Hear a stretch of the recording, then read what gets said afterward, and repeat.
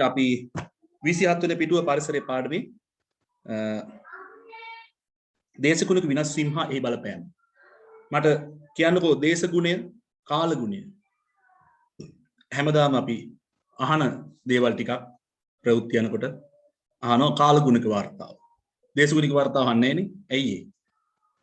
ප්‍රවෘත්ති වලට කියන්නේ කෙටි කාලයක් තුලදී වායුගෝලයේ දාපි පරිසරයේ සිදුවන වෙනස් වීම පිළිබඳ.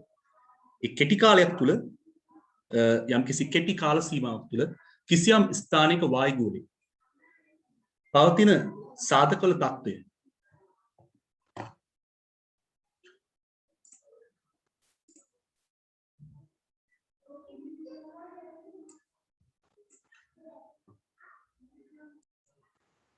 පවතින සාධකවල තත්ත්වය අපි කාලගුණ ලෙස හඳුන්වනවා.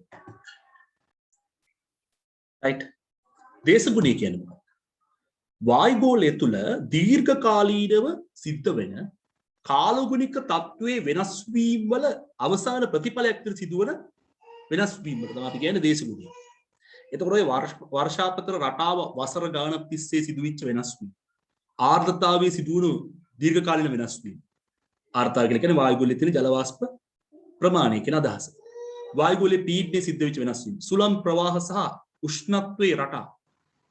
එල් නිනෝ සහ ලා නිනෝ. ලාලි ලෝ. නේද?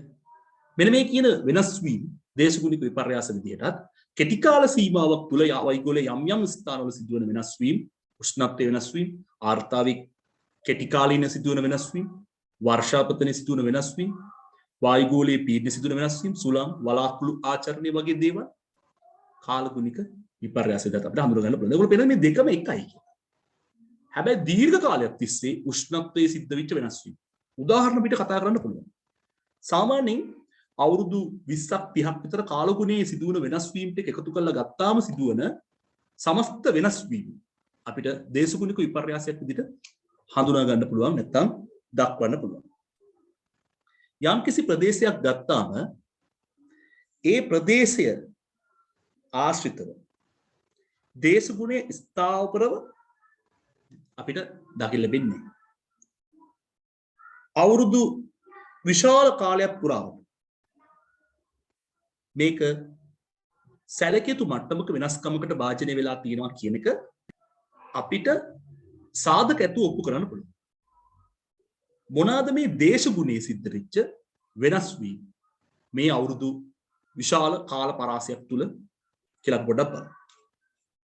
පෘථිවි උෂ්ණත්වය අංශක 5කින් විතර අඩුවීම නිසා මෙයට වසර 20000කට විතර පෙර පෘථිවියේ උෂ්ණත්වය පහළ යමින් අයිස් යුගයක් ඇති වෙලා තියෙනවා. බලන්න අවුරුදු 20000කට විතර පෙර උෂ්ණත්වයේ සෙල්සියස් අංශක 5කින් විතර පහළ ගියපු නිසා පහළ තිබිච්ච නිසා ලොකු ප්‍රදේශයක් අයිස් යුගයක් බවට පත් වුණා. අද වෙනකොට එහෙම ඒවා නෑ දකින්න. උෂ්ණත්වය වැඩි.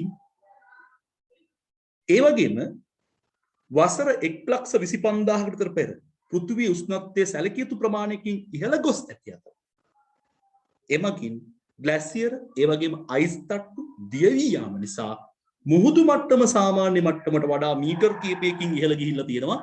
හැබැයි ඒ අවුරුදු ඊයේ පෙරේදද නෑ. මොකද දීර්ඝ කාලයක නිකව සිදුවිච්ච වෙනස් වීම. මීටර් 4යි මීටර් 6ක් විතර ජල මට්ටම ඉහළ ගිහින්. මේක සාමාන්‍යයෙන් වසර 1,25,000කට විතර වරක් සිදුවන ස්වභාවික ක්‍රියාවලියක් තමයි විද්‍යාඥයෝ හඳුන්වන්නේ.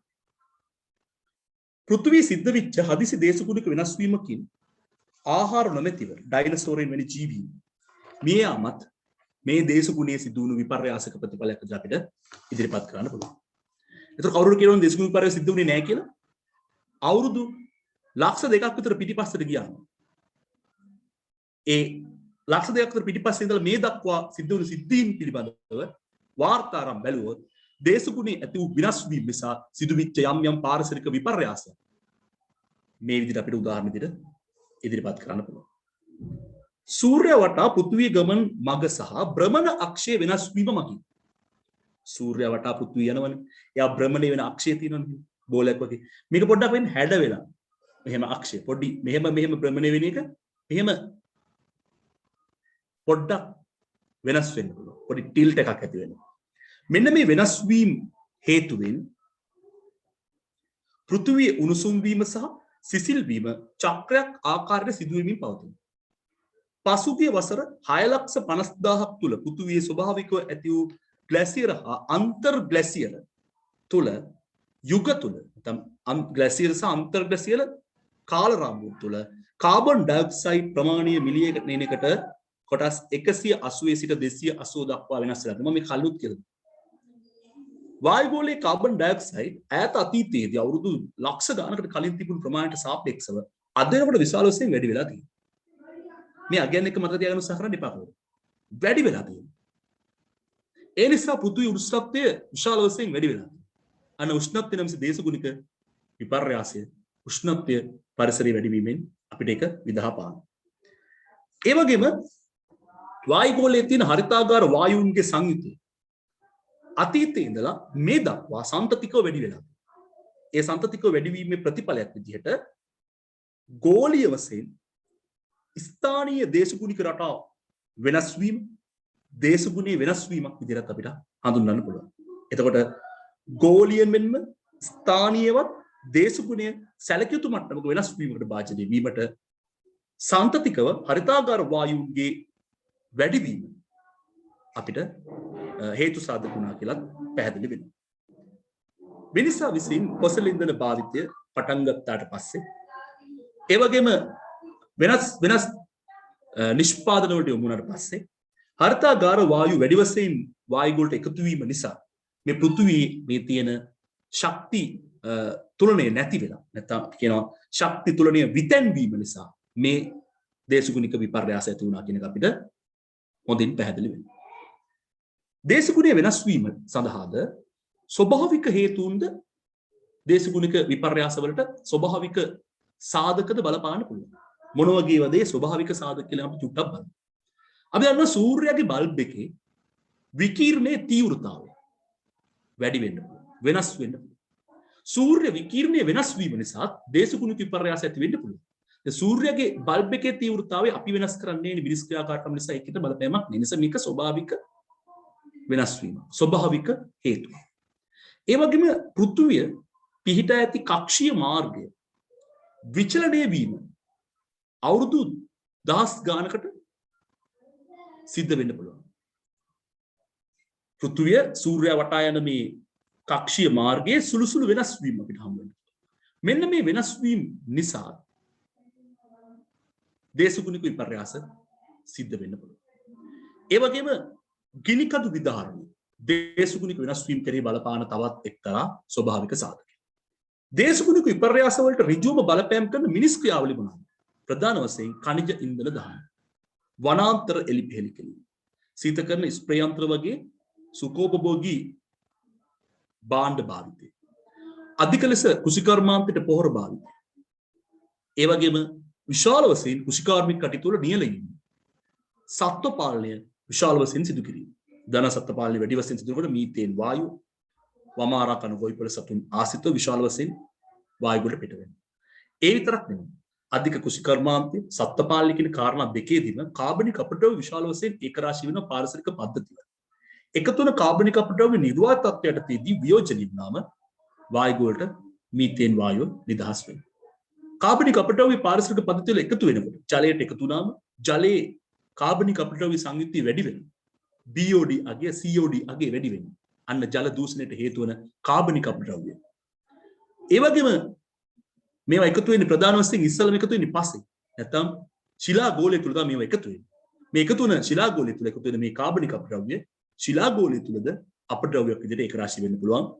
වැස්සත් එක්ක ගලාගෙන ඇවිල්ලා සේදිලා ඇවිල්ලා ජලාශ වලට එකතු වෙලා ජලාශ වල කාබනික අපද්‍රව්‍ය සංයුක්තිය වැඩි කරන්න දායක වෙන්න හැකියාව තියෙනවා. ඉතින් මෙන්න මේ විදිහට දේශගුණික වෙනස් වීම වලට බලපෑම් කරන ස්වභාවික හේතු වගේම මානව ක්‍රියා අපිට වෙන් කර හඳුනා ගන්න පුළුවන්. මිනිසා විසින් පරිසර සිදු කරන අහිතකර බලපෑම් නිසා අද වෙනකොට ඇති වෙලා තියෙන දේශගුණික විපර්යාස.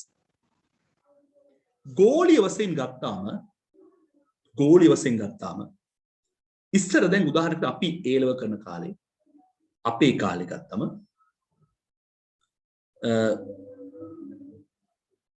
අවුරුද්දේ දින 365 ගත්තාම අපි හොඳට පොරවාගෙන නිදාගත්ත දින සංඛ්‍යාව වැඩි. සිසිල් රාත්‍රී දින සංඛ්‍යාව වැඩි. හැබැයි අද එහෙම පොරවගෙන නිදාගන්න බැරි තරම්. උණුසුම් රාත්‍රී දින සංඛ්‍යාව වැඩි. දෙපැත්ත මොකද තියෙන්නේ? සිසිල් දිවා කාල, සිසිල් රාත්‍රී කාල ක්‍රමයෙන් අඩු වෙමින් ගිහිල්ලා උණුසුම් දිවා සහ රාත්‍රී කාල ප්‍රමාණය වැඩි වෙමින් යනවා. right මේ මිනිසා විසින් පරිසරයට සිදු කරපු අහිත කරපු බලපෑමේ ප්‍රතිඵල විදිහට ඇති වෙලා තියෙන එක්තරා දේශගුණික විපර්යාසය. ඒ වගේම 1880 ඉඳලා 2012 දක්වා කාලය තුල පෘථිවියේ සාමාන්‍ය උෂ්ණත්වය අවුරුදු ලොකු කාලයක් මෙතන ගණනය වෙලා තිනවා. අංශක 0.85ක් සෙල්සියස් වලින් පමණ වැඩි. ඒක සෙල්සියස් අංශකට ආසන්න ප්‍රමාණයකින් පෘථිවියේ සාමාන්‍ය උෂ්ණත්වය ප්‍රදේශයෙන් ප්‍රදේශෙම සාමාන්‍ය පෘථිවියේ උෂ්ණත්වය වැඩි වෙලා තියෙනවා. ඒ වගේම ලෝකයේ සමහර ප්‍රදේශවල අධික නියම් තත්ත්ව වැඩිපුර ඇති වෙලා තියෙනවා. ඒ වගේම ඒ නියඟයේ පවතින කාල පරාසයත් විශාල වශයෙන් දීර්ඝ වෙලා තියෙනවා. right ඒ වගේම පහළ වායුගෝලයේ උෂ්ණත්වයේ සම්පතික වැඩි වෙලා මිසක් කවදාවත් අඩුවීමක් අපිට දක්වලා ලැබිලා නැහැ. එන්න උෂ්ණත්වය වැඩි වෙනවා පස්සේ. right එතකොට අපි මොකද කරන්නේ? වායු සමීකරණ ඇතුළු විවිධ යාන්ත්‍ර සූත්‍ර භාවිත කරන උත්සාහ කරන ඒ උෂ්ණත්වය සමනය කරගන්න. නැවත නමුත් මේ පාරිසරික ගැටලු ඇති කරන්න එකට හේතු සාධක වෙනවා. right ඒ වගේම මුහුදු ජල මට්ටම සීග්‍රේන් ඉහළ යෑම සිද්ධ වෙනවා. මේක මාලදිවින වගේ දූපත් රාජ්‍යයන් යටවීමට පවා හේතු සාධක වෙන්න පුළුවන්. පසුගිය දශක දෙකක කාලය පුරාවට ගත්තාම ලෝකයේ තියෙන ග්ලැසියර් ප්‍රමාණය නැත්නම් මේ අයිස් ප්‍රමාණය සීග්‍රේන් අඩු වෙමින් යනවා. මේවා දිය වෙනවා. ඇයි? පෘථිවි උෂ්ණත්වය වැඩි වෙනකොට ක්‍රමයෙන් මේ ග්ලැසියර් දිය වෙලා විශාල ගැටලු නිර්මාණය වෙමින් පවතිනවා. ජල මට්ටම ඉහළ යෑම මොහොතේ එකකින් සිද්ධ වෙනවා. ඒ වගේම උතුරු අර්ධගෝලයේ අක්ෂාංශවල පිහිටි රට දැන් අපි ලංකාව වගේ රටවල් ගත්තාම සාමාන්‍යයෙන් 1950ට පසු ක්‍රමයෙන් අපේ සමකර ප්‍රදේශයේ තියෙන රටවල් වලට ලැබෙන වර්ෂාපතනයේ ක්‍රමයෙන් අඩු වෙලා ලංකාවත් ඇතුළු. එතකොට අපේ කෘෂිකාර්මික කටයුතු ඇතුළු විවිධ ගැටලු නිර්මාණය වෙමින් පවතින ජල අවශ්‍යතාවය පවා අපිට ගැටලුවක් බවට පත් වෙමින් තියෙනවා. දැන් උදාහරණයකට ජල විදුලියෙන් යැපෙන රටක් විදිහට ඒ දේශගුණික විපර්යාස. ඒ කියන්නේ අපේ 1950න් පස්සේ මේ අවුරුදු 70ක් වගේ කාලයක් තුල අපේ වර්ෂාපතනයේ අඩුවීම අපේ ජල විදුලි නිෂ්පාදන ඍජුව බලපානවා. right ඒ වගේම යුරෝපයේ ආසියාවේ ඒ වගේම ඕස්ට්‍රේලියාවේ සමහර ප්‍රදේශවල ග්‍රීස්ම ඍතුව තුල ඇතිවන උෂ්ණ ප්‍රවාහ සංඛ්‍යාව 1950න් පස්සේ අධික ලෙස වැඩි වෙලා තියෙනවා. දැන්ට සති කිහිපයකට කලින් මට මතක නැහැ හරියටම රට සහ ප්‍රදේශ මට මතකයි ඕස්ට්‍රේලියාව වගේ තමයි. හරිද? එක්තරා නගරයක් කරහා හමා යන උණුසුම් වාත ධාරාවල බලපෑම නිසා ඒ නගරයේ තියෙන වනාන්තර ගිනි අරගෙන ලැබුගිනි තත්ත්වයන් වර්ධනය වෙලා මිනිස්සුන්ගේ ජනාවාස විශාල වශයෙන් විනාශ වෙලා මිනිස්සු ඉවත් කරගත්තා ඒ ප්‍රදේශවල. ඒ නගරය හරහා හමාගෙන එන වාර්ෂිකව හමාගෙන එන උණුසුම් වාත ප්‍රධාරාවල උෂ්ණත්වය අධික ලෙස මේ අවුරුද්දේ වැඩි. ඒ ගැටලුව නිසා ලැබුගිනි තත්ත්ව වැඩි වශයෙන් ඇතිලා. මම ටීවී එකේ පෙන්නුවා මේ කොහෙන් හරි නිවුස් වලින් වගේ තමයි දැක්කේ මට හරියට මතක නැහැ. කොයිද රට කියලා. ඕස්ට්‍රේලියාව වගේ තමයි මතක. right ඉතින් මේ වගේ දේවල් වලින් අපිට පේනවා ඉස්සර මේවා අපිට තිබුණේ නැහැ. දැන් මේවා කාර්මීකරණයත් එක්ක මිනිසා විසින් ඇති කරපු දේශගුණික විපර්යාස ලෙස අපිට අහන්න දකින්න ලැබෙනවා. ඒ වගේම සාමාන්‍යයෙන් නිවර්තන කලාපයේ ආසිතව සුලිසුලම් වැඩි වශයෙන් දක්වන්න ලැබෙනවා.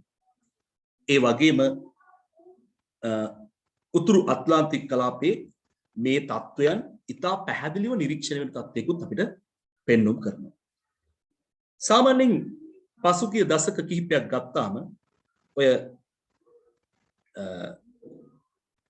ග්ලැසියර් තිබුණු අයිස් සීග්‍රේන් දිය වෙන බව ඔප්පු කරන්න පුළුවන් ප්‍රමාණාත්මක සාක්ෂිත් මේ වෙනකොට විද්‍යාඥයෝ එකතු කරලා තියෙනවා. ඇන්ටාර්ක්ටිකාව ග්‍රීන්ලන්තය වටා තිබෙන අයිස් තට්ටුවල අයිස් ප්‍රමාණයේ අඩුවීම වසරකට ගිගාටෝන් 34ක් විතර තමයි 1992 ඉඳලා 2002 කියන කාලවකවානුවකදී තිබිලා තියෙන්නේ. හැබැයි 2002 ඉඳලා 2011 කියන දශකයේ අවුරුදු 10 කියන්නේ 90 ඉඳලා 2000 විතර වෙනකන් 90 ඉඳලා 2000 වෙනකන් අවුරුදු 10ක් විතර වසරකට ගිගාටෝන් 34යි දිය වෙනවා. 2000 ඉඳලා 2011 වෙනකොට ඒ වසර 10 තුල වසරකට ගිගාටෝන් 215ක් දක්වා මේක වැඩි වෙලා. එහෙනම් 2011 ඉඳලා 2020 වෙනකොට මේක අද වෙනකොට වසරකට ගිගාටෝන් 4500ක් වෙලා ඇති. මේ වැඩිවීම දිහා බැලුවම 34 ඉඳලා 215ට ගියා නම් 215 මේ වෙනකොට කොච්චරක් වෙලා ඇද්ද? මේ තත්ත්වයන් වර්ධනය වෙලා තියෙන්නේ දේශගුණික විපර්යාස වැඩි වශයෙන් සිද්ධ වෙලා තියෙන මිනිසාගේ මේ කාර්මීකරණය හේතුවෙන්. ඒ වගේම කාබන් ඩයොක්සයිඩ් ප්‍රමාණය අපි කතා කරා. අද වෙනකොට විශාල වශයෙන් වායුගෝලයේ වැඩි වෙලා තියෙනවා. කාබන් ඩයොක්සයිඩ් විතරක් නෙමෙයි නයිට්‍රජන් ඔක්සයිඩ් ප්‍රමාණයක් වැඩි වෙලා තියෙනවා. මීතේන් වැනි ප්‍රබල හරිතාගාර වායු සංයුතියක් වායුගෝලයේ විශාල වශයෙන් පෙර තිබුණු තත්ත්වයට සාපේක්ෂව වැඩි වෙලා තියෙනවා. මේක වසර ඉතා විශාල ප්‍රමාණයක් එක්ක සැලකුවාම ලොකු වැඩිවීමක් මේ පසුගිය වසර කීපයක් නැත්නම් වසර 100ක් 150 තුල කාලය තුල ඇති වෙලා තියෙනවා. කාර්මීකරණයේ ප්‍රතිඵලයක් විදිහට. ඒ වගේම මුහුදු ජලයේ pH එකේ අඩුවීමත් එක්තරා ආකාරයක ගැටලුවක් නිර්මාණය කරනවා. කාබන් ඩයොක්සයිඩ් වැඩිපුර උරා ගැනීම නිසා කාර්මික විප්ලවයට පෙර පැවතියට වඩා මුහුදු ජලයේ pH අගය 0.1කින් විතර අඩු වෙලා තියෙනවා. අපි දන්නවා මුහුදු ජලයේ pH අගය කියන සාධකය මුහුදු ජීවීන්ගේ පැවැත්ම රඳා පවතින එක්තරා වැදගත් සාධකයක්. මේ සාධකය අනිසි ලෙස වෙනස් වුණොත් අපිට දැන් ඔය දකින්න ලැබෙන මාළුව නෙමෙයි තව කාලෙකින් දකින්න ලැබෙන මාළුව. ටිකක් වෙනස් විස සහිත අපිට හානිකර සතෙක් වෙන්න ඉඩ තියෙනවා. නිසා මේ தත්ත්වයන් දීර්ඝකාලීනව පවත්වාගෙන යෑම එතරම් හොඳ දෙයක් නෙමෙයි කියන එක තමයි අපිට කියන්නේ.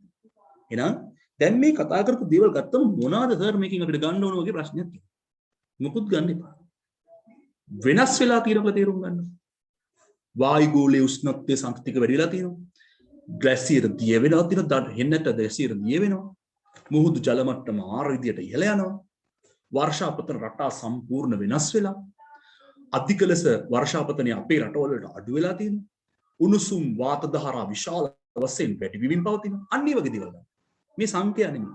අන්න ඒ වගේ දේවල් ගන්න. රයිට්. ඒ වගේම කාබන් ඩයොක්සයිඩ් ප්‍රමාණය අධික ලෙස වායුගෝලයේ වැඩි වෙලා තියෙනවා. මේවට හේතුව ඒකද?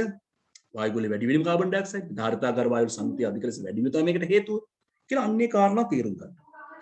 දේශගුණික විපර්යාස නිසා සිදුවන අන්තගාමී කාලගුණික විපර්යාස. ඒ කිව්වේ මේ දේශගුණික විපර්යාස නිසා කෙටි කාලිනව අපිට හමු වෙන යම් යම් ප්‍රශ්න තියෙනවා රටක් දිහා බැලුවම. ප්‍රබල සුලිසුලන් නිතර නිතර ඇති වෙනවා අපි දැකලා. ඉතින් ගමන් හොඳට හිටියා එකපාරම වෙන සුලිසුලක් කියලා සම්පූර්ණ පළාතක් ගහගෙන යනවා. අයින් වෙලා යනවා. ආයි හොඳ ලස්සනට ඉන්නවා. ටොඩඩෝ තත්ත නිතර නිතර ඇති වෙනවා. නිතර නිතර ගම් වතුර මේ හොඳට තියෙන මේ වහින පාටක් අද එකපාරටම දීලා දිනවා උතුරලා යන්න. ඊළඟ ගම් වතුර. ඊට පස්සේ ආයි ටික දවසකින් නියඟ ඇල්ලතර බිඳුවක් නේ. නිතර නිතර නියන් තත්ත්වයක් ඇති. මුහුදු ජල මට්ටම සැලකිය ලෙස වෙනස් වීම මුහුදු කුණාටු විශාල වශයෙන් ඇති වෙනවා. අපිට වෙනදා අහන්න දකින්න තිබුණු තත්ත්වයන්ට සාපේක්ෂව. ඒවම ආර්ක්ටික් මුහුදු ප්‍රදේශවල අයිස් දියුණු නිසා හිමවලසුන් සීල්මත් සින් ඇතුළු ඒ සීත ප්‍රදේශවල ජීවත් වන ක්ෂීරපායන සත්වයින්ට වාසස්ථාන තමන්ගේ දඩදින් අහිමි වෙමින් වඳ වී යාමේ තර්ජනයකටද මුහුණ දෙමින් පවතී. පරිසර උෂ්ණත්වය ඉහළ යාම නිසා උෂ්ණ ප්‍රදේශවල සිටින ජීවීන් වඩාත් සීත ප්‍රදේශවලට ආක්‍රමණකාරී විදිහට සංක්‍රමණය වෙන්න පටන් ගන්නවා.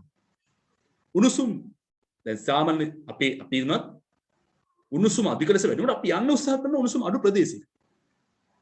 right? එතකොට ඒ ප්‍රදේශවල ඉන්න ජීවීන්ට ඒක හානිකර වෙන්න ඉඩ තියෙනවා. ඒගොල්ලන්ගේ පැවැත්මට ඒක බලපෑම් කරන්න ඉඩ තියෙනවා. ඒක මුහුදු ජලයේ උෂ්ණත්වය ඒ වගේම ආම්ලිකතාව වැඩි වශයෙන් ඉහළ යාම නිසා කොරල් පර විරංජනයේ ඇතුළු විශාල ගැටලු ප්‍රමාණයක් නිර්මාණය වෙමින් පවතී. ඒ වගේම ගම් වතුර තත්ත්ව, දිගු නියඟ තත්ත්ව, ඒ වගේම තමයි සාමාන්‍යයෙන් අපි බලාපොරොත්තු වෙන මෝසම් වැසි ප්‍රමාණය වෙනස් වීම, ඒවායේ රටා වෙනස් වීම නිසා කෘෂිකර්මාන්තයේ අද වෙනකොට ලොකු බලපෑමකට අරුබුදයකට ලක් වෙලා තියෙනවා. ඒ යලකන්න මහකන්න එක මේ මෝසම් වැසි එක කරගෙන ආපු කුෂිකාර්මික කටයුතු අද කරන්න ගියාම ඒක පැටලිසහක. ඇයි මේ රටා වෙනස් වෙලා කලින් තිබුණට වඩා රටා වෙනස් වෙනවා. මේ තත්ත්වයන් අපිට දකින්න ලැබෙනවා. රයිට්. ලංකාවට මේ දේශගුණ විපර්යාස බලපාලා තියෙන්නේ කොහොමද? අපි ඒකත් පොඩ්ඩක් ලංකාව කියන කන්ටෙන්ට් එකකින් බලන්න. හරිද? වර්ෂාපතනේ අපි අඩු වෙලා තියෙනවා. ලංකාවට ඇති වෙලා තියෙන දේශගුණික විපර්යාස. වර්ෂාපතනේ සාපේක්ෂව අඩුයි. වියලි කලාපේ පැතිරෙන දරුණු වකුගඩු රෝගයක් මේ දේශගුණික විපර්යාස වල ප්‍රතිඵලයක් විදිහට අපි දකිනවා. ඩෙන්ගු, මීඋණ, කුරුළු උණ, සූකර උණ වැනි රෝග වැඩි වශයෙන් වාර්තා වෙනවා. පාලිබෝධකයින්ගේ වර්ධනය ගොඩක් වැඩි. පොල්මයිටා වගේ රෝග ගත්තාම ගස් වලට හැදෙන මේ දේශගුණ විපර්යාස වල ප්‍රතිඵලයක් මිනිස්සු අර්ථකථනය කරනවා. උෂ්ණත්වයේ සම්පතිකව අපේ රටේද විවිධ අපේ ප්‍රදේශවල වැඩි වෙලා තියෙන කවදාත් අඩු වෙලා හෝ ඒ ගානින් තිබිලා නැහැ. මේවා දේශගුණ විපර්යාස අපි අපේ රටට අපි විසින්ම ඇති කරලා තියෙන නැත්නම් මිනිසා විසින් ඇති කරපු පාරිසරික ගැටලු වලට පරිසරය රියැක්ෂන් එක දෙන විදිය. රයිට්. මේ කැලේ ටිකක් නීරසයි නිකන් කියවලා අදහස ඔලුවට ගන්න. මිනිස් ක්‍රියාකාරකම් නිසා මෙන්න මේක හරි වැදගත්. දැන් අපි කතා කරේ මිනිසා විසින් මේ පරිසරයට සිදු කරන සියලු බලපෑම් සම්බන්ධව ලොකු කතාවක් කරා. මේ බලපෑම් වලින් පරිසරය ආරක්ෂා කර ගැනීම සඳහා මිනිසා විසින්ම ගත නැත්නම් ගෙන ඇති ක්‍රියාමාර්ග තියෙනවා. නැත්te නෑ මිනිස්සු දන්නවා මිනිස්සු ක්‍රියාකාරකම් තමයි මේ තත්ත්වය නැති වෙන්නේ. ඉතින් ඒවා අවම කර ගැනීම සඳහා මිනිස්සු විසින් ගත්ත ක්‍රියාමාර්ග මොනවද ඒ ක්‍රියාමාර්ග කියලා අපි පොඩ්ඩක් බලමු. රයිට්. ප්‍රධාන වශයෙන් කාර්මික දියුණුවත් එක්ක ඇතිවෙච්ච මේ පාරිසරික ගැටලු සම්පූර්ණයෙන්ම අපිට ඉවත් කරන්න බෑ. නමුත් ඒක අපිට අවම කරන්න පුළුවන්. අවම කරනවා කියලා අදහස් කරන්නේ අවුරුදු 20කින් විනාශ වෙන්න තිබිච්ච එක අවුරුදු 50කට 60කට දීර්ඝ කර ගන්න. ඒ වගේ අදහසක්. රයිට්. ඒතකොට මේ පාරිසරික ගැටලු අපිට අවම කරගෙන තමයි අපි ජීවත් වෙන්නේ. අවම කරන්න තමයි අපි උත්සාහ කරන්නේ. නවත්තන්න අපිට බෑ. 100ක් නවත්තන්න අපිට බෑ. රයිට්. අපි මේ පරිසරයට එකතු වෙනවා. පාරිසරික ගැටලු ඇති කිරීමට සමත් අහිතකර වායු මොනවද කියන එක අපි මේ උඩ ඉගෙනගෙන තියෙනවා. ඒවා එකතු වෙන ආකාර පිළිබඳව අපි ඉගෙනගෙන තියෙනවා. CFC ගත්තොත්, එතකොට NO2 ගත්තොත්, වාෂ්පශීලී හයිඩ්‍රෝකාබන් ගත්තොත්, කාබන් ඩයොක්සයිඩ් ගත්තොත්, මීතේන් වායුව ගත්තොත්, right? මේවා වායු ගෝලයට වැඩි වශයෙන් එකතු වෙන්නේ මොන මිනිස් ක්‍රියාකාරකම් වලදීද කියන එක අපි මේ වෙනකොට අවබෝධ කරගෙන තියෙනවා. එතකොට මේවා පාලනය කිරීමට සාමූහිකව රටවල් විදිහට විවිධ සම්මුති හදාගෙන විවිධ විදිහට සන්දානගත වෙලා විවිධ සමුළු පවත්වමින් රටවල් යම් තීන්දුව తీරන වලට කාලීනව යොමු වෙනවා. මේ වගේ යොමු වෙච්ච කාලීන තීන්දුව తీරන වලින් අන්තර්ජාතික මට්ටමින් සකස් කරපු ප්‍රතිපත්ති සහ නීති ඇසුරෙනොත් පරිසරයේ තියෙන මේ අහිතකර තත්වයන් අවම කිරීමට ගෙන ඇති ක්‍රියාමාර්ග ටිකක් අපිට මෙන්න මේ විදිහට සාකච්ඡා කරන්න පුළුවන්. පළවෙනි එක විදිහට මම ඉදිරිපත් කරනවා CFC වෙනුවට පරිසර හිතකාමී HFC වැනි විකල්ප වායුන් හඳුන්වා දී. මොකද්ද පළවෙනි එක? දැන් මම මේ කියන්නේ මේ ටේබල් එක දෙපඩ බලලාම අපි මේකේ තියෙද්දි අපිට දැටි පාරිසරික ගැටලු ඇති කරන ප්‍රබල පාරිසරික ගැටලු ඇති කරන්න හේතු වෙන. ඒක මම කියන්නේ හරිතාගාර ආචරණය, ඒක අම්ල වැසි වෙන්න පුළුවන්, ඒක ප්‍රකාශ රසායන දූමිකාව වෙන්න පුළුවන්, ගෝලීය උණුසුම් වැඩිවීම වෙන්න පුළුවන්, ඕසෝන් විනාශනය වෙන්න පුළුවන්. මෙන්න මේ කියන ප්‍රධාන ගෝලීය පාරිසරික ගැටලුවට දැටිව බලපෑම වායුමය සංඝටක ටිකක් තමයි මේ දීලා තියෙන්නේ. කාර්මිකණයට පෙර සහ අද තත්ත්වෙ නෙමෙයි දැනට අවුරුදු 5කට 6කට තත්ත්වෙ මේ පෙර තත්ත්වෙ. මොකද මේ ප්‍රසන්ටේෂන් එක හදලා තියෙන්නේ 2014. සහ මේකට තියෙන වැඩිවීම මොකක්ද කියන එක මේකෙන් පෙන්වුම් කරනවා. කාබන් ඩයොක්සයිඩ් 280යි මිලියනකට පාටිකල්ස් තිබිලා තියෙනවා. දැන් 400ක් තියෙන වැඩිවීම 120. මීතේන් 750ක් තිබ්බ එක 1800ක් කියලා. දෙගුණයකට වඩා වැඩි වෙනවා. දෙගුණයකට ආසන්න ප්‍රමාණය බවට පත් වෙනවා. N2O nitrous oxide 270ක් තිබ්බ එක 314ක්. CFC බිඳුවයි කාර්මිකණයට පෙර දැන් 533ක් දක්වා වැඩි වෙනවා. මේක තව NO2 වගේ කට්ටියක්. මේගොල්ලෝ ගන්න ලොකු වාර්තා නැති නිසා මේ ටික විතරක් මම සටහන් කරනවා. මේක මතක තියාගන්න අවශ්‍ය නැහැ. මේ වැඩි වෙලා. මේ වැඩිවීම පාලනය කරන්න ගත්ත ක්‍රියාමාර්ග උනත් තමයි ඊළඟට කතා කරන්න යන්නේ. පළවෙනි එක CFC ඒ කියන්නේ ක්ලෝරෝෆ්ලෝරෝකාබන් වෙනුවට වායු සමීකරණ යන්ත්‍ර එතකොට සිසිලන කාරක භාවිත වන යන්ත්‍ර සූත්‍රවල CFC වෙනුවට HCFC අපි කියනවා හයිඩ්‍රෝ ක්ලෝරෝ ෆ්ලෝරෝ කාබන් HCFC කියන්නේ මොකද්ද හයිඩ්‍රෝ ක්ලෝරෝ ෆ්ලෝරෝ කාබන් ඒ වගේම HFC හයිඩ්‍රෝ ෆ්ලෝරෝ කාබන් HCFC සහ HFC අණු දෙකක් මම උගලට ස්ලයිඩ් එකේ පෙන්නලා තියෙනවා. උගලට බලන්න පුළුවන් මේකේ තියෙන විශේෂත්වය. අපි බලමු HCFC වලින් කොහොමද CFC වලින් සිද්ධ වෙච්ච පාරිසරික ගැටලු අවම වෙන්නේ. අපි දන්නවා CFC වලින් ඉහළ වායු ගොඩට ගියාම ක්ලෝරින් නිදහස් වෙලා ඕසෝන් සමග යා ප්‍රතික්‍රියා වෙලා ඕසෝන් වැඩි වශයෙන් බිඳවැටීමට CFC දායක වෙනවා. මේ CFC වල ඔයාලට නැති හයිඩ්‍රෝ ක්ලෝරෝ ෆ්ලෝරෝ කාබන් හයිඩ්‍රෝ ක්ලෝරෝ ෆ්ලෝරෝ කාබන් මේකත් එහෙම එකක් මේ HCFC ප්‍රභේදයක් තමයි මේ තියෙන එක වර්ගයක් මේ තව වර්ගයක් ඔක්කොම පොදුවේ HCFC මේ HCFC වල ක්ලෝරින් පරමාණු තියෙනවා නමුත් මේ HCFC වල මෙන්න මේ කාබන් හයිඩ්‍රජන් බන්ධන මෙන්න මේ කාබන් හයිඩ්‍රජන් බන්ධන එච්චර ප්‍රබල නැහැ. ඒවා ප්‍රබල බන්ධන නෙවෙයි. අපි දන්න CFC කියන්නේ හොඳ ප්‍රබල හරිතාගාර වායුවක්. මෙයා හරිම ස්ථායි. ස්ථායි නිසා පහළ වායු ගෝලයේදී මෙයා බිඳ වැටෙන්නේ. කෙලින්ම ඉහළ වායු ගෝල දක්වා ගමන් කරනවා. ඒතරයි ලොකුම ප්‍රශ්නේ තියෙන්නේ. මෙන්න මේ HCFC වල මේ කාබන් හයිඩ්‍රජන් බන්ධනය ඉහළ වායු ගෝලයට ලෑමට පෙර පහළ වායු ගෝලයේදී විකටණය වෙනවා. බිඳ වැටෙනවා. ඒ කියන්නේ මේ HCFC කියන අණුව වියෝජනය වෙනවා පහළ වායු ගෝලයේ. ඒ කියන්නේ ඉහළ වායු ගෝලය දක්වා HCFC වල තියෙන ක්ලෝරින් ගමන් කරන්නේ නැහැ. එහෙනම් ඕසෝන් ස්තරයට ක්ලෝරින් පරමාණු නිදහස් වෙන්න අවස්ථාවක් HCFC භාවිතා කිරීමේදී උදා වෙන්නේ නැහැ. ඉහළ වායු ගෝලයට යන එක අඩාල වෙනවා. ඒ නිසා මෙයා සිසිලන වායුවක් විදිහට අපිට වැදගත් වෙනවා. ඕසෝන් විරතෙක් මෙයා ක්ලෝරින් වායුව අරන් යන්නේ නැහැ.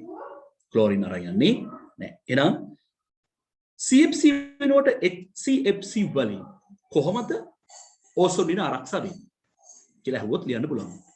HCFC වල කාබන් හයිඩ්‍රජන් බන්ධනය දුර්වලයි. එය පහළ වායු ගෝලයේදී බිඳ වැටි HCFC අණුව විකටණය වේ නැත්නම් වියෝජනය වේ. එමගින් ඉහළ වායු ගෝලයට HCFC ගමන් නොකරයි. ඕසෝන් වින එමගින් ආරක්ෂා වේ. ඔන්න අපිට දෙන්න පුළුවන් උත්තරය. ඊළඟට මම එනවා තවත් එක්කෙනෙක් ඉන්නවා. HCFC වගේම HFC හයිඩ්‍රෝෆ්ලෝරෝ කාබන්. මේකේ තියෙන විශේෂත්වය මොකක්ද? හයිඩ්‍රෝෆ්ලෝරෝ කාබන් අණු දිහා බලන්න. කාබන් ඉන්නවා. හයිඩ්‍රජන් තියෙනවා. ෆ්ලෝරින් තියෙනවා. හයිඩ්‍රජන් තියෙනවා. කාබන් තියෙනවා. ක්ලෝරින් තියෙනවා. ක්ලෝරින් නැහැ. ක්ලෝරින් නැහැ. එතකොට HFC කියන එක නා හයිඩ්‍රජන් අඩංගු ෆ්ලෝරෝ කාබන් සංයෝගය. ෆ්ලෝරින් කාබන් හයිඩ්‍රජන් තියෙනවා. මේකේ ක්ලෝරින් පරමාණු නොමැති නිසා ඉහළ වායු ගෝලයට ගියත් ක්ලෝරින් මුක්ත කණ්ඩක ඇති වෙන්නේ. ඉහළ වායු ගෝලයට ගියත් ක්ලෝරින් මුක්ත කණ්ඩක ඇති වෙන්නේ නැහැ. එහෙනම් CFC වෙනුවට HFC භාවිත කරන අවස්ථාවන් වලදී ඕසෝන් වින ආරක්ෂා වෙන්නේ කොහොමද? ඒ තමයි ඒ වායේ HFC වල ක්ලෝරින් පරමාණු නැත.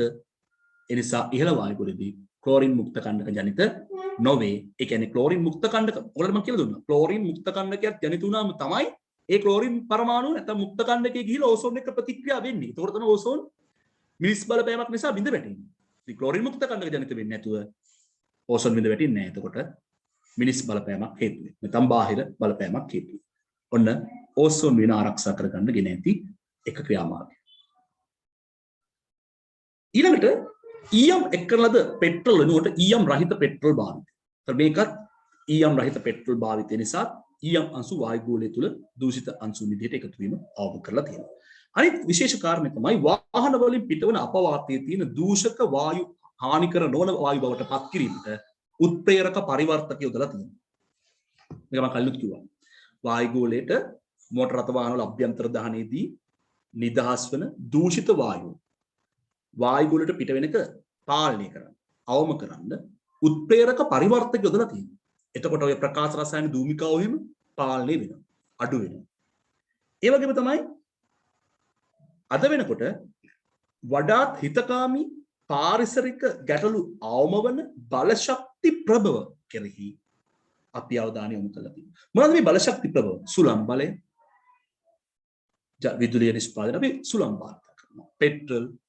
ඩීසල් ගල් අඟුරු බලාගාර වෙනුවට සූර්ය බලශක්ති, ජල විදුලිය මේ වගේ විකල්ප බලශක්ති කෙරෙහි බලශක්ති අවශ්‍යතාවය යොමු කරගෙන භාවිත කරන තම නිපදවා ගැනීමට අපි බලශක්ති අවශ්‍යතාවය සපුරා ගැනීමට අපි අපේ අවධානය යොමු කළා. රයිට්. මේ විකල්ප බලශක්තියින් වලට අපි යොමු වෙනකොට අර ගෝලීය පාරිසරික ගැටලු ඇති කරන කාබන් ඩයොක්සයිඩ් අමතරව එකතු වීම අවම වෙනවා. නයිට්‍රජන් ඔක්සයිඩ් ඉන්ධන වාෂ්ප වායු ගොඩ යන එක අවම වීම සිද්ධ වෙනවා. රයිට්. මේකිනුත් පරිසරයේ යම් මට්ටමකට ආරක්ෂා කර ගැනීමට අපිට හැකියාව ලැබෙනවා. තාප බලාගාර වගේම කර්මාන්ත ශාලා ආදී නිකුත් කරන වායුමය අපද්‍රව්‍ය පිරියම් කර වායු ගෝල්ඩ් නිදහස් කිරීම. කර්මාන්ත ශාලා වලින් යන වායුමය අපද්‍රව්‍ය පිරියම් කර වායු ගෝල්ඩ් නිදහස් කිරීම. රයිට්. මේවා මේ ගොඩාක් කර්මාන්ත ශාලාවල ස්ථාපිත කරලා තිබ්බාට ක්‍රියාත්මක කරන්නේ. ඇයි? එසදහන වියදම ඉතිරි කරගන්න අත යටින් ගාණක් දීලා ඒවා ක්‍රියාත්මක නොකර මේ මිනිස්සු තමන්ගේ කාර්මික ක්‍රියාවලිය කරගෙන යනවා. ඒතකොට පරිසර සිදුවන හානිය සිද්ධ වෙනවා. තම ආදායමත් වැඩි කරලා ලබා ගන්න. ඒ වගේ කාලකන්ණි මිනිස්සු ඉඳ තමයි අද වෙනකොට ලෝකයේ විශාල අර්බුදකාරී තත්ත්වයකට පත් වෙමින් යන්නේ. ඒ වගේම ප්‍රධාන ගෝලීය පාරිසරික ගැටලු වන පෘථිවි ගෝලයේ උණුසුම් වීම, ඕසෝන් විනාශ වීම ආදී පාරිසරික ගැටලු කළමනාකරණය සඳහා ලෝකයේ රටවල් එකතු වෙලා ලෝක මට්ටමේ සම්මුති වලට එළඹිලා තියෙනවා. ලෝක මට්ටමේ සම්මුති වලට එළඹිලා තියෙනවා. අපි මොනවද මේ සම්මුති කියලා බලමු.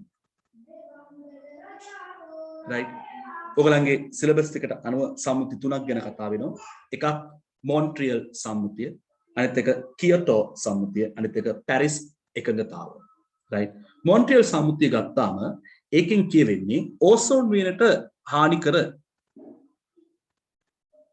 ඕසෝන් වියනට හානි සිදු කරන වායු විමෝචනය අවම කිරීමට තමයි මේ මොන්ට්‍රියල් සම්මුතිය යොදාගන්නේ. ඒ අනුව ඕසෝන් වියනට හානි කරන වායුවක් වන CFC ආසිත නිෂ්පාදන. ඒ වගේ CFC අලුතින් භාවිතය සම්පූර්ණයෙන්ම 2010 අවුරුද්දේ ඉඳලා නතර කරලා දාලා තියෙනවා. නමුත් CFC අපි දන්නවා වායු ගෝලයට ගියාට පස්සේ ක්ලෝරින් මුක්ත කන්දක ජනිත වෙලා ඕසෝන් බිඳවට්ටලා ආපහු ක්ලෝරින් මුක්ත කන්දකේ නිදහස් වෙනවා. අපිට බලන්න පුළුවන් CFC වලින් ඕසෝන් බිඳවැටෙන යාන්ත්‍රණය මන් දීලා තියෙනවා. ආපහු ක්ලෝරින් මුක්ත කන්දක ජනිත වෙනවා. රයිට්. අන්නේ ජනිත වෙන ක්ලෝරින් මුක්ත කන්දක වලින් සිදුවන බලපෑම අපිට තාම නවත්ත ගන්න බෑ. ඒක රිවර්ස් කරන්න පුළුවන් එකක් නෙමෙයි. හැබැයි අලුතින් එකතු වෙන එක මේකට නවත්තලා තියෙනවා. රයිට්. හැබැයි ඒකට උපකාර වෙලා තියෙන මොකද්ද? මොන්ට්‍රියල් සමිතිය. මොන්ට්‍රියල් සමිතියෙන් ආරක්ෂා වෙන්නේ කවුද? ඕසෝන් වියන. ඕසෝන් වියන. රයිට්. ඊළඟට කියතෝ සමිතිය. කියතෝ සමිතියෙන් අරන් තියෙන ක්‍රියාමාර්ගය තමයි හරිතාගාර වායු විමෝචනය අවම කිරීමට. හරිතාගාර වායු විමෝචනය අවම කිරීමට යම් එකගතාවයකට රටවල් අත්සන් කරලා තියෙනවා. ඒතකොට මෙතනදී අපිට එක උදාහරණයක් කියන්න පුළුවන්. දැන් අපි කතා කරා ජෛව ඩීසල්. ජෛව ඩීසල් කියන එක නා පුනර්ජනනය වෙන බලශක්ති ප්‍රභවයක් ලෙස අපි හඳුනගන්නවා. ඇයි ඒ? ජෛව ඩීසල් දහනයේදී වායු ගෝලයට අමතරව කාබන් ඩයොක්සයිඩ් එකතු වෙන්නේ නැහැ කියලා කිව්වා. අමතර කාබන් ඩයොක්සයිඩ් එක ඒකේ හරිතාගාර වායු ගෝලයට එකතු වෙන සම්භාව්‍යතාවය අඩුයි ජෛව ඩීසල් භාවිතයට. නැත්නම් අඩු වෙන්නේ නැහැ. එකතු වෙන්නේ නැහැ කියන්න පුළුවන්. හැබැයි නැහැ කියන්න වෙන්නේ 100%ක්ම පුනර්ජනනය වෙනවා විතරයි. 100% පුනර්ජනනය නොවන විදිහට ජෛව ඩීසල් හදන්න පුළුවන්. ඒ කියන්නේ ජෛව ඩීසල් භාවිතයේදී වායු ගෝලයට හරිතාගාර වායු එකතු වෙන ප්‍රමාණය නැත්නම් කාබන් ඩයොක්සයිඩ් එකතු වෙන ප්‍රමාණය අඩුයි. රයිට්. අන්න මිනිස්සු මොකද කරන්නේ? ඩීසල් එක්ක මුසු කරලා ජෛව ඩීසල් භාවිත කරනවා. ඒ කියන්නේ B100, B12, B10, B5 වගේ ජෛව ඩීසල් වල ප්‍රභේද තිබුණේ. සාමාන්‍ය ඩීසල් එක්ක පෙට්‍රෝලියම් ඩීසල් එක්ක ජෛව ඩීසල් මුසු කරලා තියෙනවා. ඒතර මුසු කරපු ප්‍රමාණය වැඩි වෙන තරමට ඒ රටේ හරිතාගාර වායු විමෝචනය අඩුයි කියලා ඒගොල්ලන්ට සහතිකයක් නිකුත් කරන්න පුළුවන්. තේරෙනවද? ඉතින් මේ தත්ත්වය ඇති වෙන්නේ කොහොමද?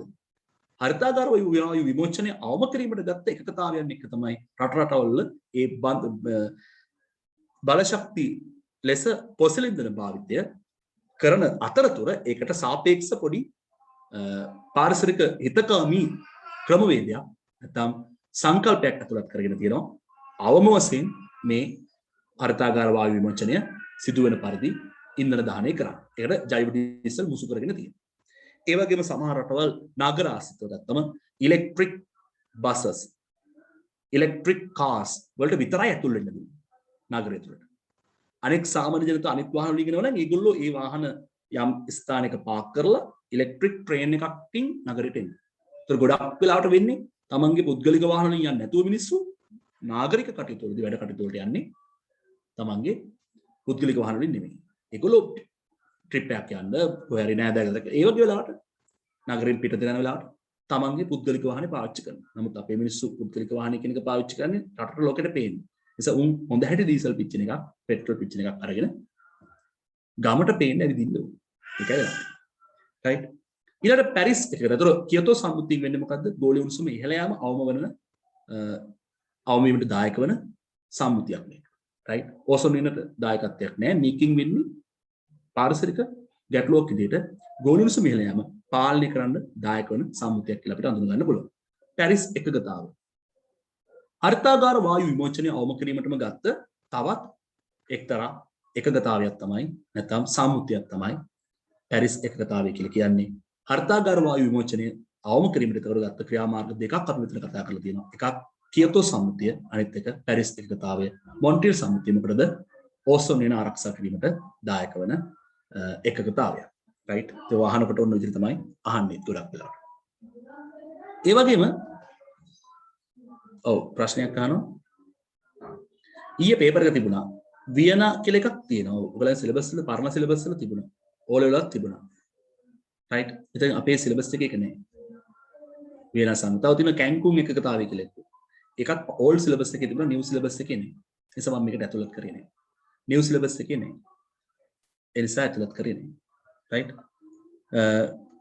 සිමෙන්ති නිෂ්පාදන ක්‍රියාවලියේදී ඕ ලෙවල්ට තිබ්බව. ඕ ලෙවල් තිබුණා. right සිමෙන්ති නිෂ්පාදන ක්‍රියාවලියේදී අධිකව නිපදවන සිමෙන්ති අංශු. ඔබ සිමෙන්ති වගේ එකක් නිෂ්පාදනය කරනකොට ඒ වගේම අලුහුණු කුණුගල් ආශ්‍රිත කර්මාන්තවලදී විශාල ඩස්ට් එකක් වායු වලට පිට වෙනවා. මේ පිට වෙන ඩස්ට් එක එකතු නොවන විදිහට වායු වලට යන්නේ නැති වෙන විදිහට ඉවත් කිරීම සඳහා යම් ක්‍රියාමාර්ග අරගෙන තියෙනවා. right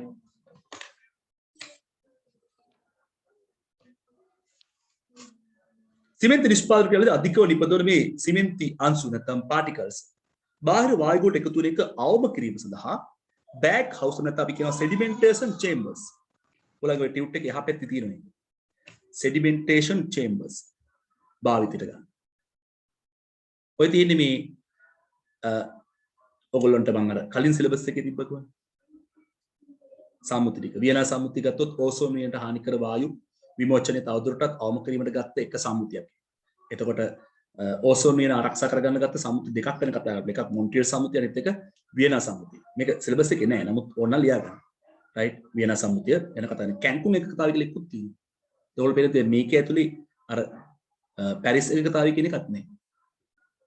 right. ඒතර කැන්කුන් එක කතාවයි කියලා කියන්නේ 2010 වර්ෂයේ ලෝක දේශගුණික විපර්යාස අවම කර ගැනීම සඳහා අවශ්‍ය ක්‍රියාමාර්ග ගැනීමට ලබාගත් එක්තරා එකගතාවයක්. හරි ඒකෙන් කියන්නේ ලෝකයේ තියෙන සියලුම දේශගුණ විපර්යාස අවම කිරීමට අපි වැඩ කරන්න ඕන කියලා යම්කිසි සම්මුතිය ලේකින් ඇති වෙච්ච දෙයක් නෑ. හරි වැදගත් දෙයක් සිද්ධ වෙන්නේ නැති. ඒක තමයි ඒවත් දීලා නැති මේක. හරි යමක් සිද්ධ වුණා නම් ඕසෝන් වීම ආරක්ෂා වෙන්නේ ඒක සිද්ධ වුණේ මොන්ට්‍රියල් සම්මුතිය.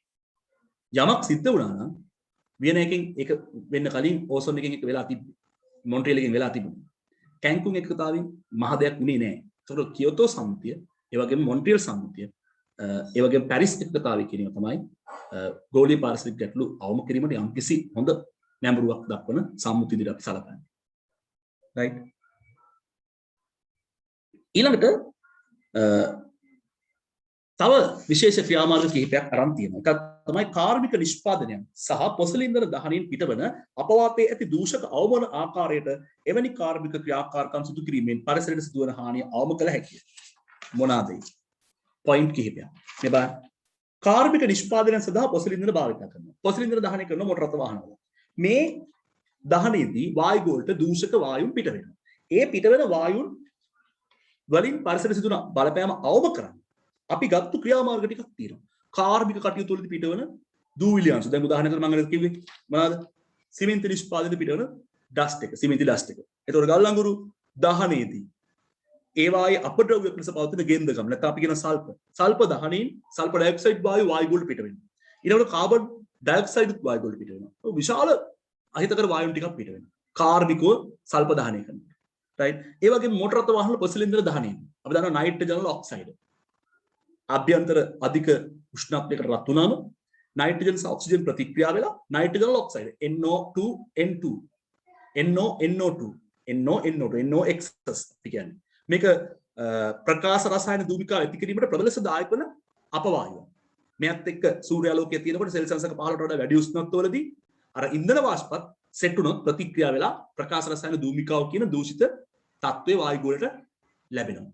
ඉතින් මේ මොටර රථ වාහන වලින් පිට වෙන මේ නයිට්‍රජන් ඔක්සයිඩ් පිට වෙන්න දෙන්නේ නැතුව නයිට්‍රජන් වායුවත් ඔක්සිජන් වායුවත් ලෙස නැවත පිට කිරීම සඳහා උත්ප්‍රේරක පරිවර්තක භාවිතා කරනවා. උත්ප්‍රේරක පරිවර්තක භාවිතා කරනවා. උත්ප්‍රේරක පරිවර්තකදී මොකද වෙන්නේ? අර වාහනවල අභ්‍යන්තරේ නිර්මාණලා තියෙන කාබන් මොනොක්සයිඩ් එක, ඒ වගේ NOx වගේ ඒවා, HC වගේ වායු ගත්තම ඒවා නයිට්‍රජන් වායුව, ජල වාෂ්ප, කාබන් ඩයොක්සයිඩ් වගේ වායු ලෙස වායු වල පිට වෙනවා. කාබන් ඩයොක්සයිඩ් පිට වෙනවා. හැබැයි නයිට්‍රජන් ඔක්සයිඩ් පිට වෙන්නේ නැහැ එතකොට. පැහැදිලිද? ගල් අඟුරු දහනයේදී ඒවායේ අපද්‍රව්‍ය ලෙස පවතින ගෙන්දගම්. සාමාන්‍යයෙන් දැන් අපේ රටවල් වල ගල් අඟුරු බලාගාරය තියෙනවා. ගල් අඟුරු බලාගාරවලදී ගල් අඟුරු ඔහේ දහනය කරනවා.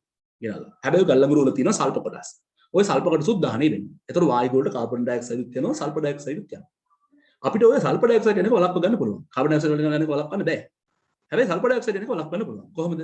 අර ගෙනාපු ගල් අඟුරු වල තියෙන සල්ප කොටස් භෞතිකව කඩා ඉවත් කරනවා. ඉවත් කළ සල්ප වෙනම පාවිච්චි කරන්න පුළුවන් වෙනත් කර්මාන්තයක්. ඊට පස්සේ ගල් අඟුරු දහනය කරනකොට වායු වලට සල්ප ඩයොක්සයිඩ් පිට වෙන්නේ නැහැ. හැබැයි කාබන් ඩයොක්සයිඩ් පිට වෙනවා. නමුත් යම්කිසි පාරිසරික ආරක්ෂිත බවක් එකකින් තියෙනවනේ. රයිට්. ඒ වගේම තව වැඩක් කරන්න පුළුවන්. මේ සල්ප ඩයොක්සයිඩ් එක්ක යන මේ අපවාතය, කාබන් ඩයොක්සයිඩ්, සල්ප ඩයොක්සයිඩ් සහිත මේ අපවාතය පෙරා වෙන් කිරීම සඳහා නැත්නම් මේ සල්ප ඩයොක්සයිඩ් ඉවත් කිරීම සඳහා ගල් අඟුරු දහනයේදී අපද්‍රව්‍යයක් විදියට මේ පිටවන සල්ප ඩයොක්සයිඩ්, අපවායුවක් විදියට පිටවන මේ සල්ප ඩයොක්සයිඩ් ඒ අපවාතයෙන් ඉවත් කිරීමට කැල්සියම් හයිඩ්‍රොක්සයිඩ් පල්පයක් භාවිතා කරන්න පුළුවන්. කැල්සියම් හයිඩ්‍රොක්සයිඩ් පල්පයක් යොදා ගන්න පුළුවන්. ඒ විදිහට කැල්සියම් හයිඩ්‍රොක්සයිඩ් පල්පයක් තුලින් බුබුලණය කිරීම මගින් සල්ප ඩයොක්සයිඩ් වායුව වායුවට එන එක වළක්ව ගන්න, අවම කර ගන්න අපිට හැකියාව තියෙනවා. ඒ වගේම මේ රබර් කිරි ආශ්‍රිත කර්මාන්තවලදී අපි රබර් කිරි ආශ්‍රිත නිෂ්පාදනවලදී රබර් කිරි කැටි ගැසීමට අපි ඇසිටික් අම්ලය, ෆෝමික් අම්ලය වගේ අම්ල ජලයට එකතු කරනවා. එතකොට ජලයේ pH එක මොකද වෙන්නේ? අඩු වෙනවා. ඒ වගේම රබර් කිරි කැටි ගැසීමට නොදී රබර් කිරිකල් තබා ගැනීම සඳහා අපි ඇමෝනියා ජලයට එකතු කරනවා. දාලා බාෂ්පීක කරනවා. ඒ බාෂ්පීක කරනකොට pH එක වැඩි වෙනවා. ආම්ලික කරනවා රබර් කිරි කැටි ගැසීමට. ඒ සඳහා අපි දානවා ඇසිටික් අම්ලය, ෆෝමික් අම්ලය වගේ දේවල්. එතකොට ජලයේ pH එක අඩු වෙනවා. බාෂ්පීක කරනවා අපි ඇමෝනියා දාලා. එතකොට ජලයේ pH එක 7ට වඩා අධික ලෙස වැඩි වෙනවා. ඇයි බාෂ්පීක කරන්නේ? රබර් කිරි කිරිලිසම තබා ගන්න. කැටි ගැසීමට නම් අවශ්‍ය නම් ආම්ලික කරනවා. කිරිලිස තබා ගැනීමට අවශ්‍ය නම් බාෂ්පීක කරනවා. හැබැයි මේ වැඩේදී ඇසිටික් අම්ලයත් ඇමෝනියත් උදාසීන කරන්නේ නැතුව අපි මේ අපජලය, රබර් කිරි කර්මාන්තයෙන් පිටවන අපජලය පරිසරයට දැම්මොත් සමහර විට ආම්ලිකතාව වැඩි වෙනවා.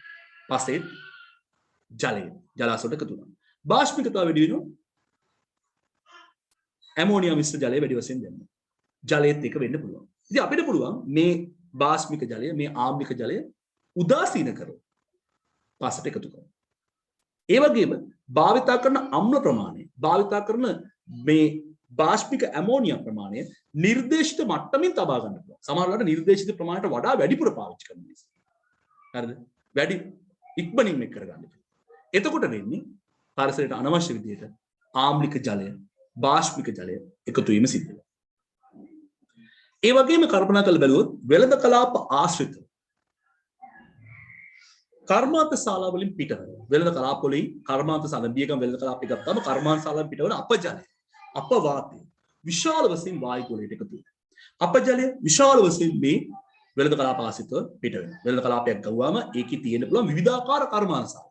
ගාමන්ට් වල තියෙන්න පුළුවන්, රිදිපිලි කර්මාන්ත ශාලා තියෙන්න පුළුවන්, ශිෂ්‍යම ගාමන්ට් ගොඩක් තියෙන්න පුළුවන්. ඒ වගේ ටයර් හදන කර්මාන්ත ශාලා තියෙන්න පුළුවන්.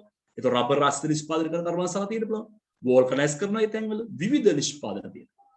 හරිද? ඒතර මේවායින් පිටුණු ජලයේ විවිධාකාර වූ අහිතකර සංඝටක මිශ්‍ර වෙලා තියෙන්න පුළුවන්. මේ ජලය මේ කර්මාන්ත ශාලාවක් ආශ්‍රිතව එක් තැනකට ඒකරාශී කරනවා. ඒවා පිරියම් කරලා එක මධ්‍යස්ථානයකට එකතු කරලා ජලය පිරිපහදු කරනවා. මේ ජලය පරිසරයට මුදාහරින්න පුළුවන්. අන්න ඒ වගේ ක්‍රියාමාර්ග කර්මාන්ත ශාලා විශාල ප්‍රමාණයක් තියෙන කර්මාන්ත පුරවැයන් වල දක්නට ලැබෙනවා. රයිට්. ඉතින් මේකත් මේ ජලය අපවිත්‍ර වීම අවම කර ගැනීමට මිනිසා විසින් මිනිස් ක්‍රියාකාරකම් සිදු කරන අතරතුරම ගෙන ඇති ක්‍රියාමාර්ග. උදාහරණයකට බියගම නිදාස් වෙළඳ කලාපේ මේක දක්නට ලැබෙනවා. ජලයේ තියෙන විස සහිත බව අඩු කරලා කැලණිකකට බුදාහනවා. කැලණිකම මේ ජලය අරගෙන ඒගොල්ලෝ නිෂ්පාදන ක්‍රියාවලිය කරනවා. හැබැයි පිටවන අපජලයේ තියෙන දූෂිත සංඝටක ජල පිරියම් කිරීමකින් ඉවත් කරලා ඒ ජලය කැලණිකකට බුදාහරන. එහෙම නැත්නම් මේ කර්මාන්ත ශාලාවලින්ම නැවත භාවිතයට ගන්න. ඉතින් මේ මම කතා කරේ අපි කාර්මික අපේ ක්‍රියාවලිය නිසා විශාල පාරිසරික ගැටලු ඇති කරනවා. ඒ ඇති කරන පාරිසරික ගැටලු අතර අපි මේ පරිසරය ආරක්ෂා කරගන්නත් යම් යම් ක්‍රියාමාර්ග අරන්. ඒත් අපි කල්පනා කරලා බලමු ලංකාව වගේ රටක මේවා කොතරම් දුරට ක්‍රියාත්මක කරනවද? හරිද? අදනකොට නම් ක්‍රියාත්මක වෙන්නේ නැති තරම්. මොකද ඒ තරම් අර්බුදකාරී තත්ත්වයකට රටපත් වෙලා තියෙනවා. හරි ඒ නිසා මේව ගැන හොඳ අවධානයක් ගන්න. හරිද? ඉතින් තාලිබාන් සංවිධානය ඇෆ්ගනිස්තානට නෙරලා අන්න බලය අල්ලගත්තා. දැන් මොකද වෙලා තියෙන්නේ ආයෙ අද වෙනකොට? අද වෙනකොට ආයි ඇෆ්ගන් ආර්මි එක ඒගොල්ලන්ගේ ජනරල්ලා කීප දෙනෙක් කරා එකතු වෙලා ඒක රාශි වෙලා තාලිබාන් වරු පහර දෙන්න පටන් ගත්තා.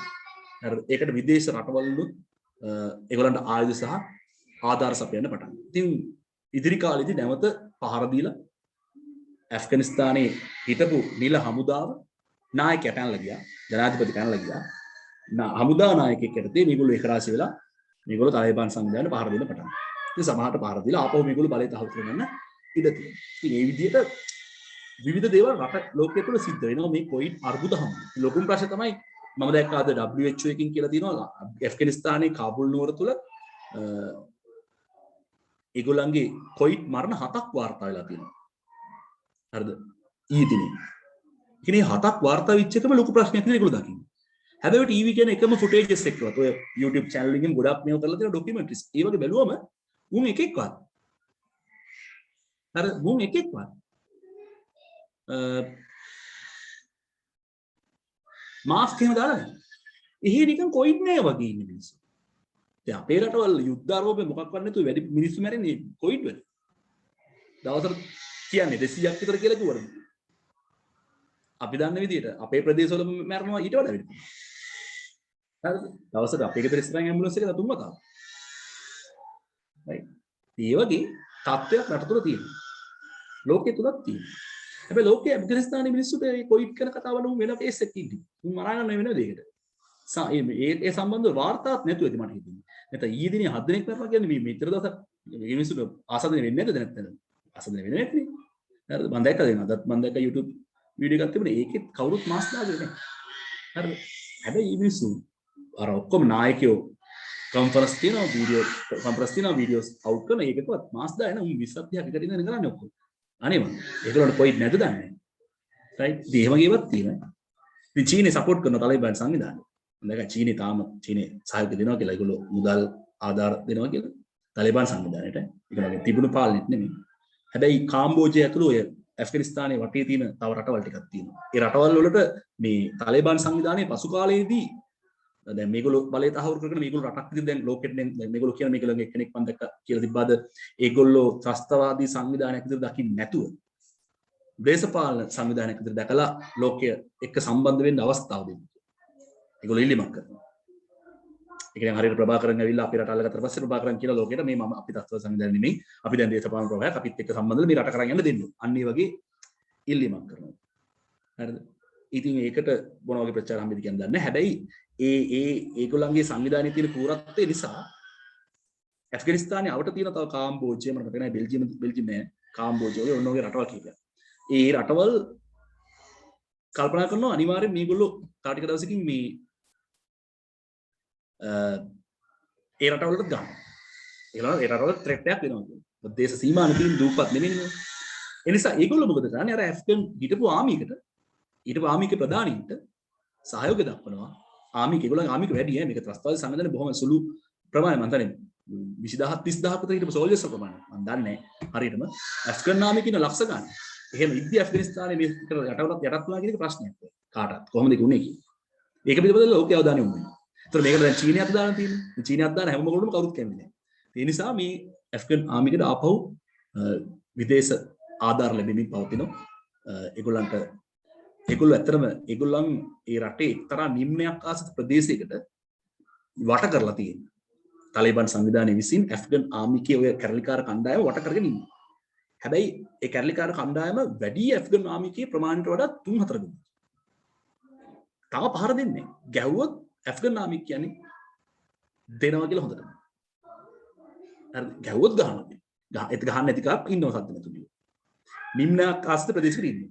මම මතකයි ඔය දෙවන ලෝක යුද්ධ කාලේ පවා මේ නිම්නයේ ආසිත ප්‍රදේශය ආක්‍රමණය කරගන්න බැරි වුණාලු ජර්මන් හමුදාව. මොකද ඒ තරම් සටන් උපක්‍රමශීලී සටන් කරන්න පුළුවන් භූගෝලීය ප්‍රදේශයක්. ඒක හොඳටම දන්න ඇෆ්ගන් ආමික එතන තමයි එකතු වෙලා ඉන්නේ. අරගොල්ලෝ වට කරලා ඉන්නවා කියන. හැබැයි ඒගොල්ලන්ගේ සප්ලයිස් නවත්තලා තියෙනවා. තාලිබන් සංවිධානය විසින් ඒගොල්ලන්ට එන ආහාර ගොඩක් දේවල් සප්ලයි නතර කරලා තියෙනවා. එතකොට ඒගොල්ලන්ට ගුවනින් මේ සප්ලයි එනවා. හරිද? ගුවනින් අර දැන් අර කිව්ව රටවල් වලින් සහයෝගය දෙන්න බලාගෙන ඉන්න රටවල් වලින් ආයුධ සහ ෆුඩ්ස් ඉන්ධන වගේ දේවල් ලැබෙනවා. ඒ නිසා ඒගොල්ලෝ ලොකු කාලයක් අතර මැද අල්ලන් ඉඳී. අල්ලන් ඉන්න අතරතුර තව ටිකක් සංවිධානය වල ගහන්න තිර තියෙනවා. රයිට් දෙපැත්තක් තියෙනවා. ඒ වගේම මම දැක්ක WHO කියලා තිබුණා ඇෆ්ගනිස්තානයේ තුල තව දින 7කට විතරයිලු ඖෂධ තියෙනවා.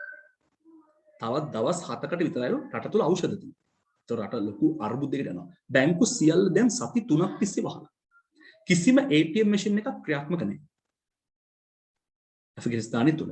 මම කියන්නේ අපේ රටේ ඒ වගේ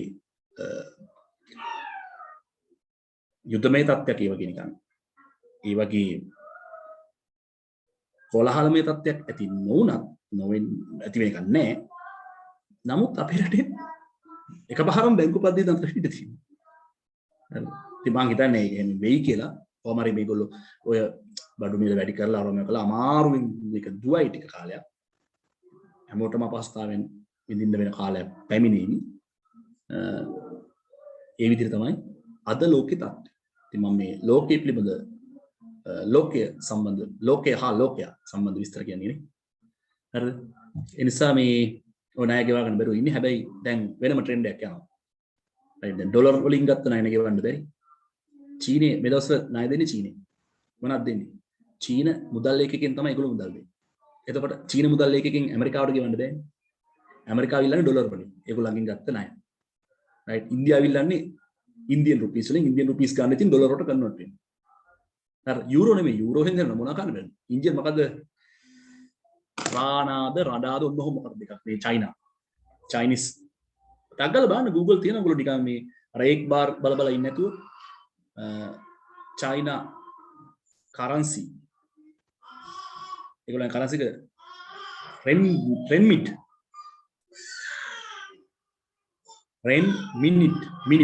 කියව ගන්න තමයි. අර ලංකාවේ රුපියල් වලින් ගත්තොත් රුපියල් 31යි වෙන්නේ. චයිනීස් currency එකක් ඩොලර් එකක් ලංකා රුපියල් 200 ගණක් වෙනවා. මේ චයිනීස් currency එක රුපියල් 31යි වෙන්නේ. ඒගොල්ලෝ චයිනීස් මුදල් වලින් තමයි අපිට ණය දෙන්නේ. ඒතර අපිට චීනෙන් ගන්න පුළුවන් බෑ. ඒ මුදල් වලින් ඒගොල්ලෝ ඇක්සෙප්ට් කරන ඒ රට තුල අපිට චීන වාහන ගෙන්නන්න පුළුවන් ඉස්සරහ. හරිද? ඔය කීපයක් තියෙන චීන ලොකු රටක් නේ. මුදල් ඒක කීපයක් තියෙන. එතන ප්‍රධාන මුදල් එකේ තමයි ඒගොල්ලෝ ගෙවන්නේ. හරිද? ඒ වගේ තත්ත්වයක් තමයි ඉදිරිපත් ඇතිවෙමින් යන්නේ. හොඳයි මම මේ කතාවත් එක්ක මේ අදට මම මේ වැඩේ අවසන් කරනවා.